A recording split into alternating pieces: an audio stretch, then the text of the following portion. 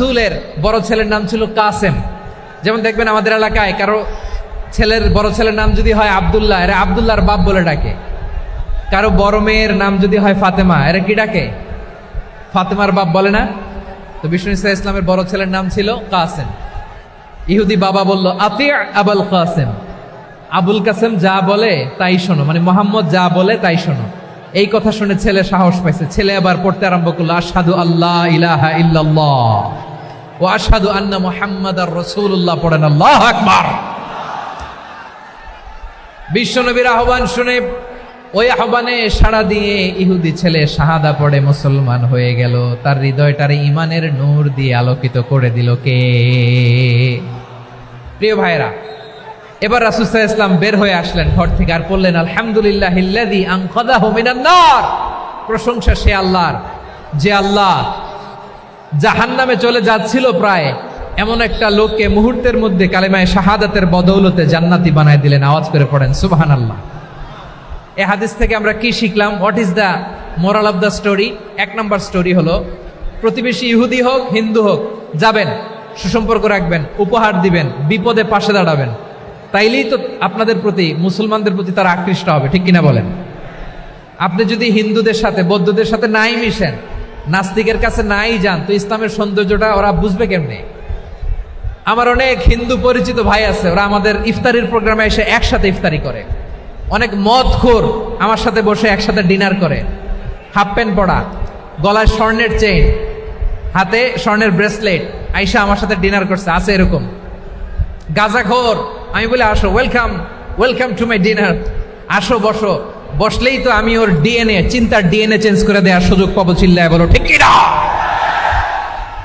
আসতে হবে আমার কাছে। Hour door is open, the door of Islam is open 24/7। সব সময় আমাদের ইসলামের দরজা আমার অমুসলিম ভাইদের জন্য খোলা আছে না নাই? এই হাদিস থেকে দুইটা শিক্ষা। এক নম্বর শিক্ষা, প্রতিবেশী মুসলিম হোক অমুসলিম হোক, যান, অসুস্থ হইলে একটু আপেল নিয়ে যান, আঙ্গুর নিয়ে যান, কমলা নিয়ে যান, তাদের সাথে ভালো আচরণ করেন। ইসলামের বিউটি দেখে, সৌন্দর্য দেখে অবাক হবে, নসিব ভালো হলে কোনোদিন কালিমা পড়ে মুসলমান হয়ে যাবে, ঠিক কিনা বলেন? তাহলে অমুসলিমের সাথে ভালো সম্পর্ক। বিশ্বনবী ইহুদির বাড়িতে গেলেন, ইহুদির বাড়ি, আর আমার মুসলমান ভাই আমার কাফের বলে, এরকম আছে না নাই? মুসলিম মুসলিমরা দেখতে পারে না, সহ্য করতে পারে। বিষ্ণু ইসলাম ইহুদির বাড়িতে গেলেন, এটা একটা শিক্ষা। আরেকটা শিক্ষা হলো, ভাইরা ধাক্কা মারে এসে সামনে এসে কি লাভ? প্রোগ্রাম তো শেষ হচ্ছে, এখনই শেষ হচ্ছে। তো এই যে আমাদের বকশি ভাই ওয়াদা নিল, হাত তোলালো, মিম বলে এত কথা বলল, তো আমি জেলায় জেলায় যে খালি হাত নাড়াই তোমাদের জন্য নাকি? হ্যাঁ, হাত নাড়াই শুধু। এই ধাক্কাইতে ধাক্কাইতে এদিকে এসে হাত নাড়াইতেছে, হয়েছে তো, দেখলাম তো, ঠিক আছে, মাশাআল্লাহ, অনেক সুশৃঙ্খল, অন্যান্য যে কোনো জেলার জন্য সুশৃঙ্খল। আমার দিকে তাকাও, আমার দিকে তাকাও, ঠিক আছে। এই যে দাঁড়িয়ে আছে, একটা ছেলে নড়ে না, দেখছেন? মাশাআল্লাহ মাশাআল্লাহ মাশাআল্লাহ। হ্যাঁ, এইভাবেই। আর কয়েকটা মজাদার কথা আছে, শোনো। এই হাদিস থেকে আমাদের শিক্ষা হলো, আমার প্রতিবেশী যেই ধর্মের হোক আমি সম্পর্ক রাখবো। অসুস্থ হলে যাব, কি বলেন ভাইরা? যাবেন না? যাবেন না আপনারা? আচ্ছা, 2 নম্বর শিক্ষা হলো, বিষ্ণু ইসা ইসলামের খাদেম ছিল ইহুদি, এতদিন খেদমত করলো, একদিনও বিশ্বনবী ওরা কালিমার দাওয়াত দেয় নাই। কারণ কি? বিশ্বনবী একটা ভালো সময়ের অপেক্ষা করতেছিলেন, প্রপার টাইমিং। দায়ীর কাজ হচ্ছে দায়ী ইলাল্লাহ, সে হচ্ছে সুযোগ সন্ধানী। দায়ী সুযোগ খোঁজে, কখন দাওয়া দিলে ব্যাটে বলে হবে, ঝোপ বুঝে কোপ মারে, ঠিক কিনা বলেন? বিষ্ণু ইসলাম ভালো সময়ের অপেক্ষা করতেছিলেন, দেখি ভালো সময় আসুক আসুক আসুক আসুক। আস্তে আস্তে এমন সময় আসছে, ছেলে এবার মুমূর্ষ। অসুস্থ ব্যক্তির হৃদয় অত্যন্ত নরম থাকে। হসপিটালে যখন কেউ যায় তার হৃদয়টা বড্ড নরম থাকে, মৃত্যুর ভয়ে তার অন্তরটা নরম থাকে, ঠিক কিনা বলেন? এই প্রপার টাইমিং এর অপেক্ষা করতেছিলেন। যখনই টাইমিং পেয়েছেন, দাওয়াত দিলেন, পড়ো লা ইলাহা ইল্লাল্লাহ, সুবহানাল্লাহ পড়েন সবাই। তাহলে ইসলাম অমুসলিম প্রতিবেশীর সাথে ভালো আচরণ করতে বলে। ইসলাম অমুসলিম মাতা পিতার সাথেও ভালো আচরণ করতে বলে। মাতা পিতা যদি অমুসলিম হয়, তারা ফেলে দিতে পারবেন? পারবেন? পারবেন? আমার লালমনিরহাটের ভাইয়েরা, অনেক হিন্দু ছেলে আমাদের হাতে শাহাদা পড়ে মুসলিম হয়, কিন্তু ওর মা মুসলমান হয় নাই, বাবাও হয় নাই, এরকম আছে না নাই? তো ও হয়েছে মুসলিম, মা বাপ হিন্দু, এখন মা বাপ কি বাদ? হ্যাঁ, মা বাপ বাদ দেয়া যাবে? যেই মা আপনারে 9 মাস 8 মাস পেটে ধারণ করলো, আপনার মায়ের নার ছেঁড়া ধন, আপনি ওই মারে বাদ দিতে পারবেন? যেই মায়ের বুকের তাজা দুধ খেয়ে আপনি আজকে বাড়ন্ত তাজা তরতাজা, ওই মারে বাদ দেয়া যাবে? মায়ের এক ধারে দুধের দাম, কাটিয়া গায়ের চাম, পাপুষ বানাইলে ঋণের শোধ হবে না, এমন দরদি ভাবে কেউ হবে না আমার মাগো। মায়ের এক ধারে দুধের দাম, কাটিয়া গায়ের চাম, পাপুষ বানাইলে ঋণের শোধ হবে না, এমন দরদি ভাবে কেউ হবে না আমার মাগো। ঠিক কিনা? মাকে তো বাদ দেওয়া যায় না। وَقَضَى رَبُّكَ أَلَّا تَعْبُدُوا إِلَّا إِيَّاهُ وَبِالْوَالِدَيْنِ إِحْسَانًا। আল্লাহ বলে অবধারিত 2টা ভার্ডিক তোমাদের জন্য, এক আল্লাহর ইবাদত করবা আর মা বাবার প্রতি ইহসান করবা। আদেশটা কার? মা বাবার প্রতি ইহসান করতে হবে। আমার মা হিন্দু হোক, ভালো আচরণ করতে হবে, বৌদ্ধ হোক, ভালো আচরণ করতে হবে। আমার যে সমস্ত হিন্দু ভাইয়েরা মুসলিম হয়েছে, তোমাদের মা বাবা এখনো মুসলমান হয় নাই, তাদের সাথে ভালো আচরণ করতে হবে। আপনাদের খেদমত নিজে করতে হবে অথবা খেদমতের ব্যবস্থা করাই দিতে হবে। মান্থলি যে খরচ লাগে এটা দিতে হবে। আরে তুমি এখন মুসলিম, তোমার মা বাবা হিন্দু, এখনই তো সুযোগ ইসলামের সৌন্দর্য দেখানো। এখন মা বাবা যদি দেখে আরে এটা হিন্দু থাকতে তো বদমাইশ ছিল, বেয়াদব ছিল, কি এমন ধর্ম সে গ্রহণ করলো যেটা গ্রহণের সাথে সাথে সে পাল্টে গেল? কি এমন ধর্ম সে গ্রহণ করেছে যেটা তার জীবনকে আলোকিত করে দিয়েছে? নসিব ভালো হইলে তারাও কালিমা পড়ে মুসলমান হয়ে যাবে। বিষ্ণু ইসলামের স্ত্রীর নাম ছিল আয়েশা রাদিয়াল্লাহু তাআলা আনহা, আবু বকর রাদিয়াল্লাহু তাআলা আনহুর মেয়ে। আবু বকর রাদিয়াল্লাহু তাআলা আনহুর আরেক মেয়ের নাম হচ্ছে আসমা। কি নাম? দুজনই আবু বকর রাদিয়াল্লাহু তাআলা আনহুর মেয়ে, আসমা আর আয়েশা। নাম দুইটা কেমন লাগে? আসমা নামটা কেমন লাগে? আয়েশা নামটা কেমন লাগে? সবার ভালো লাগে নাই? নাম দুটো আপনাদের ভালো লাগে? লালমনির হাটে অনাগত যদি কন্যা সন্তান হয়, যদি মনে চায় আসমা রেখে দিতে পারবেন, যদি মনে চায় আয়েশা রেখে দিয়েন।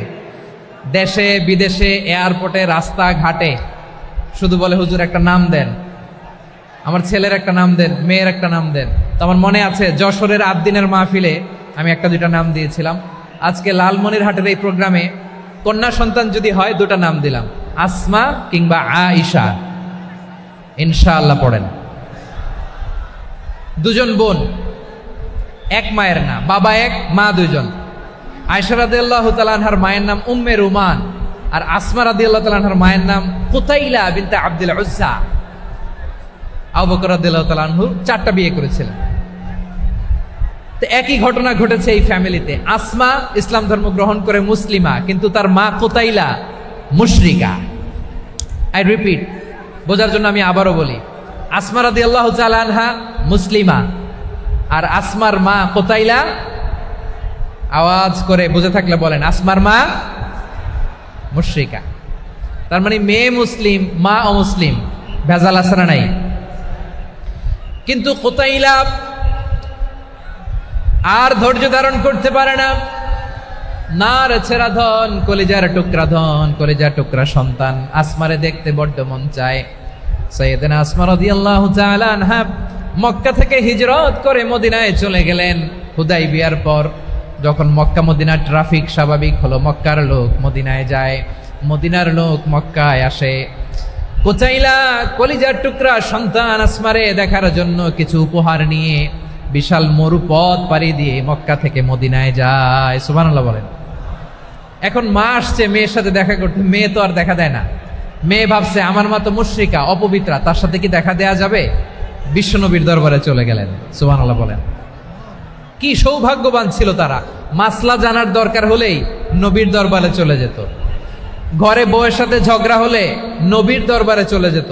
অনেক সাহাবী বলে আমার পেটে ক্ষুধা লাগলো আমি নবীর কাছে চলে যেতাম, কারণ নবীর চেহারার দিকে তাকালেই আমার পেটের ক্ষুধা মিটে যেত। সাইয়েদনা উসমান রাদিয়াল্লাহু তাআলা আনহা বিশ্বনবীর কাছে চলে গেলেন, যে বললেন ইয়া রাসূলুল্লাহ ইয়া হাবিবাল্লাহ ইন্না উম্মি কাদিমাতুন ইলাইয়া ওয়া হিয়া রাগিবা। আমার মা মক্কা থেকে অনেক দূর মরুর পথ পাড়ি দিয়ে উপহার সামগ্রী নিয়ে মদিনায় আমার সাথে দেখা করতে এসেছে গো নবী। আমার জানতে বড্ড ইচ্ছে হয় আমি আমার মুশরিকা মাখা করতে পারবো কিনা।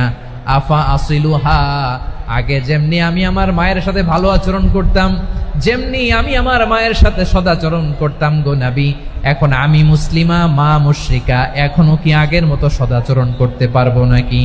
বিশ্বনবী বললেন নাম সিলিহা, হ্যাঁ রে আসমা, অবশ্যই অবশ্যই, আগে ঠিক যেমন তুমি তোমার মায়ের সাথে ভালো আচরণ করতে এখনো তেমনি আগের মতো ভালো আচরণ করবা।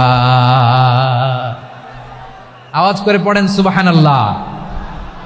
কি ইসলাম আমরা পেয়েছি, কত ব্রড মাইন্ডেড আমাদের ইসলাম, কত ওপেন মাইন্ডেড ইসলাম, কত ওপেন আপ করতে পারে, চিন্তা করতে পারেন। বিষ্ণু বললেন হ্যাঁ অবশ্যই, নাম সুলিহা, আগে যেমনি ভালো আচরণ করছো আসমা এখন ওইরকমই করো, পারলে আরো বাড়ায় করো। সুবহানাল্লাহ বলেন। তাহলে আমার যে হিন্দু ভাইয়েরা হিন্দু বোনেরা ইমানের বদৌলতে দৌলতে আপনি ধন্য হয়েছেন, আপনার আম্মা আব্বা এখনো মুসলমান হয় নাই, তাদের জন্য দোয়া করেন, তাদের জন্য দোয়া করেন, আল্লাহ যেন তাদেরকেও ইমানের দৌলত দান করে। আমরা সবাই পড়ি আমিন, আরো জোরে পড়েন আমিন। এখন বলেন ইসলাম কি ন্যারো মাইন্ডেড রিলিজিয়ান না ব্রড মাইন্ডেড? লালমনিরহাটের যুবক ভাইরা আওয়াজ করো, ইসলাম কি ন্যারো মাইন্ডেড না ব্রড মাইন্ডেড? কতটা ব্রড মাইন্ডেড দেখেন। বিশ্বনবী সাল্লাল্লাহু আলাইহি সাল্লাম অমুসলিমরা যদি নবীকে উপহার দিত ওই উপহারও বিশ্বনবী গ্রহণ করতেন। সুবহানাল্লাহ পড়েন। আপনার অমুসলিম বন্ধু যদি উপহার দেয় সেটাও আপনি নিতে পারবেন, যেটা নেওয়া জায়েজ। কিন্তু আপনার বন্ধু যদি আপনার মদের বোতল দেয় নিতে পারবেন? হ্যাঁ, মদের বোতল দিলে পারবেন না। আপনার বন্ধু যদি আপনার পর্ক দেয়, পর্ক শুকরের গোশত মিশ্রিত কোনো খাবার, ওটা নিতে পারবেন না। হালাল যে কোনো জিনিস নিতে পারবেন। বিশ্বনবী সাল্লাল্লাহু আলাইহি ওয়াসাল্লাম অমুসলিমদের দেয়া হাদিয়া